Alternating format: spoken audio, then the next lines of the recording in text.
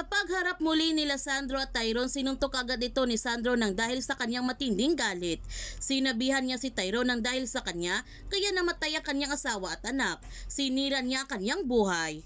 Nalaman naman ni Tyrone na ayaw pa rin bitawan ni Sandro ang kaso ni Jasmine, kaya tinanong niya ito kung bakit hindi pa rin niyang mabitawan ang kaso ni Jasmine. Inaamin na niya nagpaakit siya kay Jasmine. Nung gusto na niyang kumalas, binakmil siya nito. Ni-record naman ni Sandro lahat ng kanilang pag-uusap ni Tyrone at pinarinig niya ito kay Jasmine. Noong narinig lahat ni Jasmine ang mga sinasabi ni Tyrone, nangangalit siya sa galit dahil hindi totoong lahat ng kanyang sinasabi. Ang sabi ni Aster na lahat ng sinasabi ni Tyrone puro kasinungalingan. Ang sabi ni Jasmine, lahat may hangganan, pati kasamaan ng kanyang pamilya. Pero narinig lahat ni Ian ang pag-uusap nila Jasmine at Aster, kaya ipinalam niya ito kay Patrick. At ngayon nagdududa na si Patrick na may binabalak sila laban kay Vito, at ipapaalam ito kaagad ni Patrick para maalarma sina Iris at Vito na kinakalaban na sila ng pamilyang Fields. Samantala, sa pagpunta ni Gino sa bahay ni Mira sa hindi inasahan, nakita niyang itinapon ang mga gamit ni Jasmine. Nakita tuloy niya ang lahat ng binabalak ni Jasmine para sa mga Buenavides. At ibinigay niya ito sa kanyang ina. Ibinigay naman ni Lydia ang kwaderno nila Iris at Vito.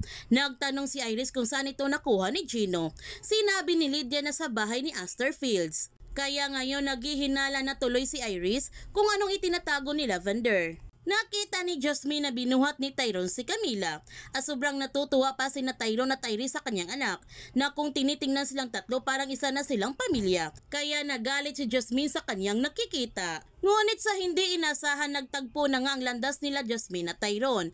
Natatakot naman si Jasmine na humarap kay Tyrone at baka makikilala siya nito. Noong nalaman ni Vito na may binabalak sa kaniyang pamilyang Fields, inutusan niya sina Harry at Tyrone na dukutin ang pamilyang Fields para malaman niya kung ano ang kanilang pinaplano laban sa kanya. Baka nalaman na nila na siyang pumatay kay Marigold at naghihiganti ito sa kanya. Kaya huwag natin palalapasin ang kapanapanabik ng mga tagpo sa Lavender Fields.